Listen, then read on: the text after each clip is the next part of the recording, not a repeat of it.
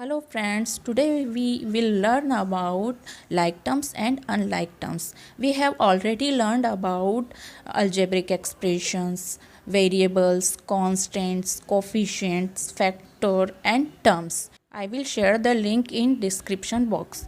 Okay, now let's start. What are like terms and unlike terms? like terms और unlike terms को हम समान पद और असमान पद भी कहते हैं। जैसा कि हम जानते हैं कि पद क्या होते हैं, टर्म्स क्या होती है किसी अलजेब्रिक एक्सप्रेशन की, ये हम समझ चुके हैं। अब टर्म्स, जैसे हमारे पास एक एक्सप्रेशन दिया है 2x + 5y + 3, तो इसमें 2x होगी वो फर्स्ट टर्म होगी, 5y होगी वो सेकंड टर्म होगी और 3 जो होगी वो थर्ड टर्म होगी। अब हम पढ़ते हैं लाइक टर्म्स क्या होती है। तो लाइक टर्म्स वे होती है जिनमें समान वेरिएबल होते हैं और वेरिएबल की पावर भी समान होती है, कांस्टेंट अलग हो सकते हैं। यहाँ लाइक टर्म्स में वेरिएबल का ऑर्डर भी मैटर नहीं करता है। Means like terms are terms that have the same variable and powers. Constant do not need to match and order of variable does not matter. जैसे हमारे पास यहाँ एक एग्ज़ाम्पल दिया है 2x एंड 5x, तो इन दोनों पदों का अगर हम इन दोनों टर्म्स का अगर कंपैरिजन करें तो दोनों टर्म्स क्या हो जाएगी, लाइक टर्म्स हो जाएगी।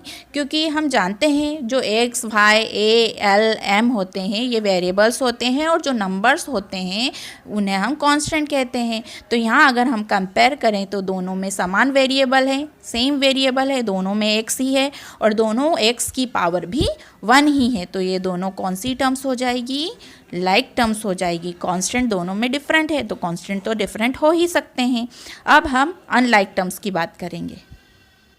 तो हम कह सकते हैं कि वे टर्म्स जो लाइक टर्म्स नहीं होगी उन्हें हम अनलाइक टर्म्स कहेंगे, या हम कह सकते हैं कि ऐसी टर्म्स जिनमें वेरिएबल या वेरिएबल की पावर समान नहीं होती है उन्हें हम अनलाइक टर्म्स कहते हैं, असमान पद कहते हैं।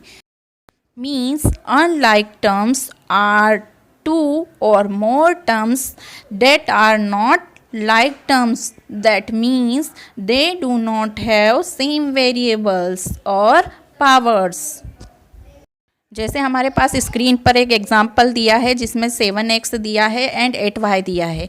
तो यहाँ दोनों में वेरिएबल डिफरेंट है, एक में x है और दूसरे में y है।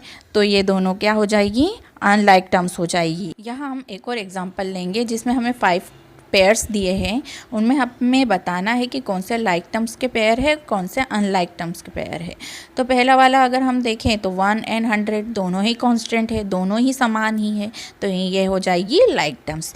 सेकेंड वाले में -7x एंड 5x है, दोनों में वेरिएबल समान है, कांस्टेंट डिफरेंट हो सकते हैं, तो ये भी कौन सी हो जाएगी, लाइक टर्म्स। थर्ड वाला -29x है और -29y है।